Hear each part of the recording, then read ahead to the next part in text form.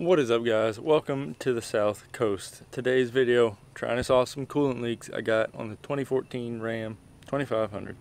Y'all stay tuned. We'll see if we can get her fixed.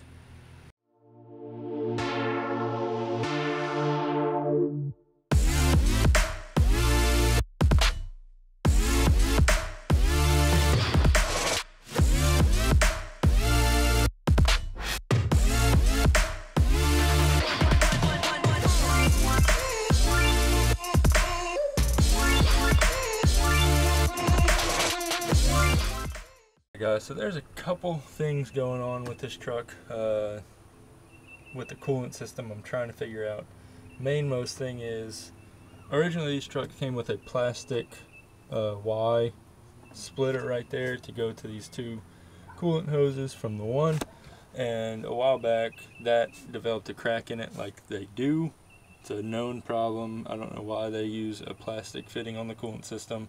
There's actually two of them. There's one right here and then there's one on the lower passenger side, which that one hasn't given me issues yet, thankfully, because that's a pain to get to. But I replaced this plastic one with this metal one.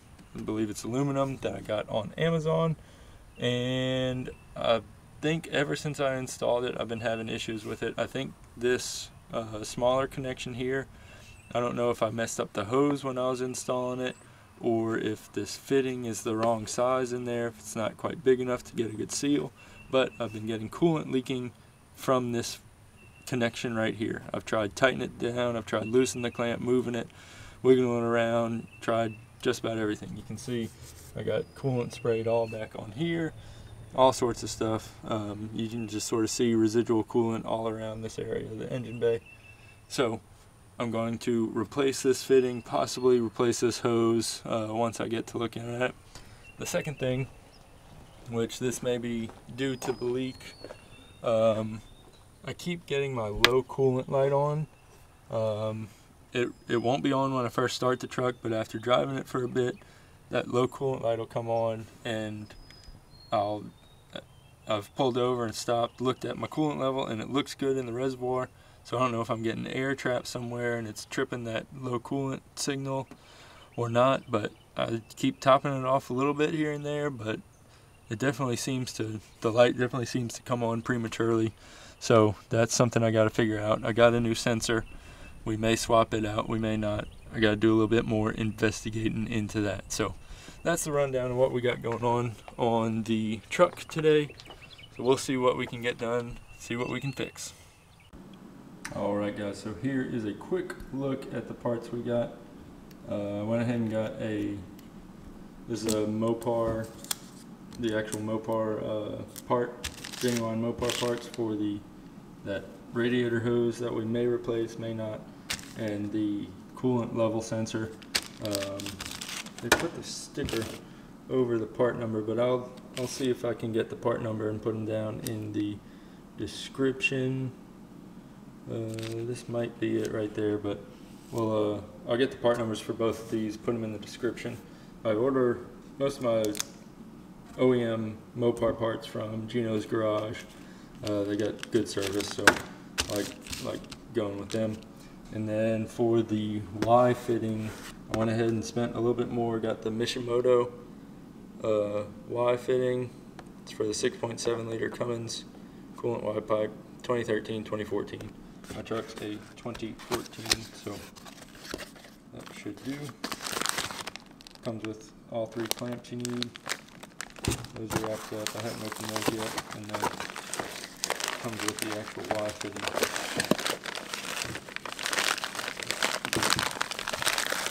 Already opened this up, so easy for me to get it out of here and give you all a look at it before we go to installing it.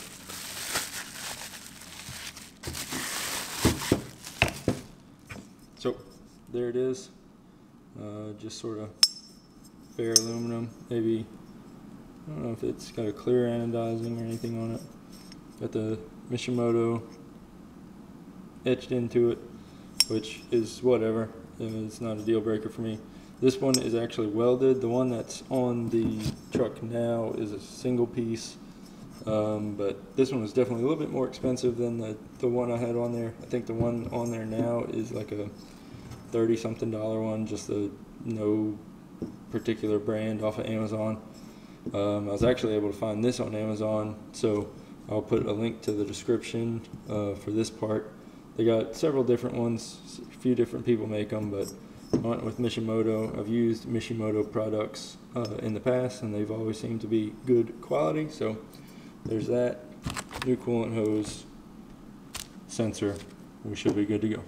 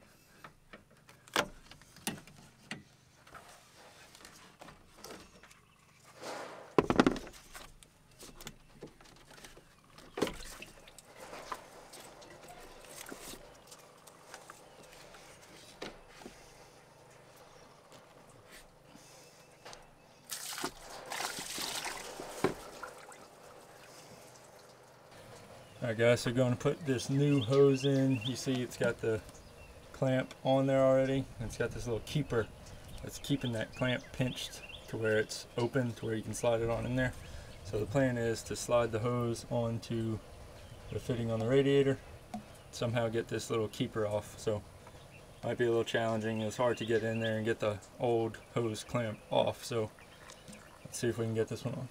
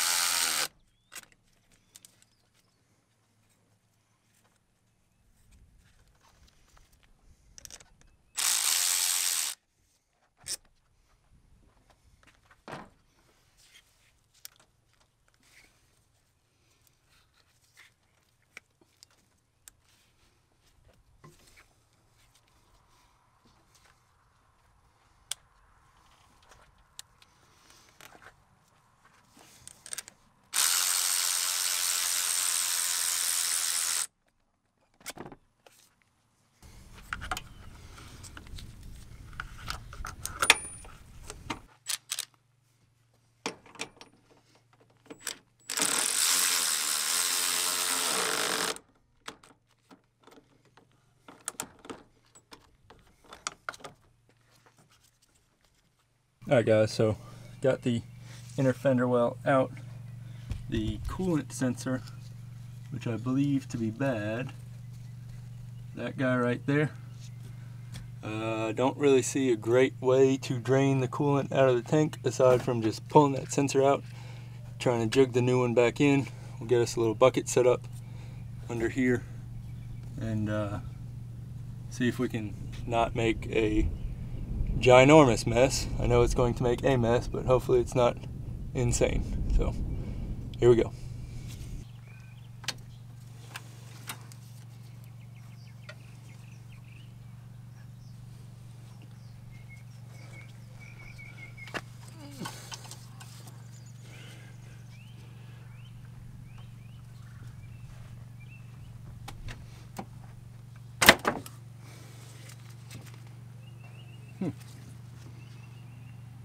That's weird. Alright, so I'm not exactly sure how this is supposed to work, but we're going to go ahead and put the new sensor in.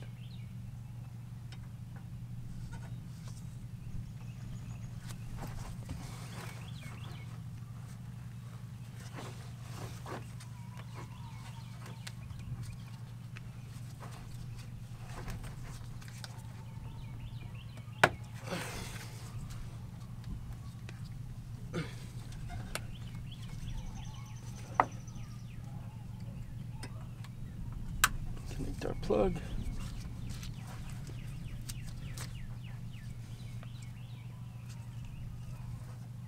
All right, get the fender well back in.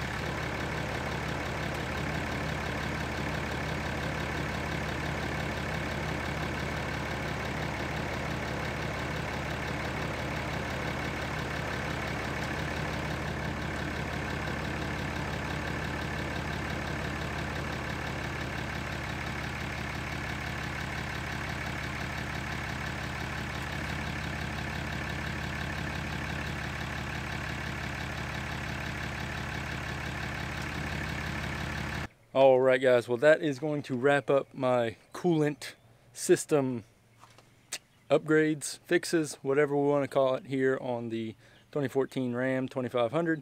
Got that new Mishimoto Y pipe installed. Got the coolant level sensor installed. Got me some 50-50 coolant mixed up using just the a gallon of concentrate and a gallon of distilled water.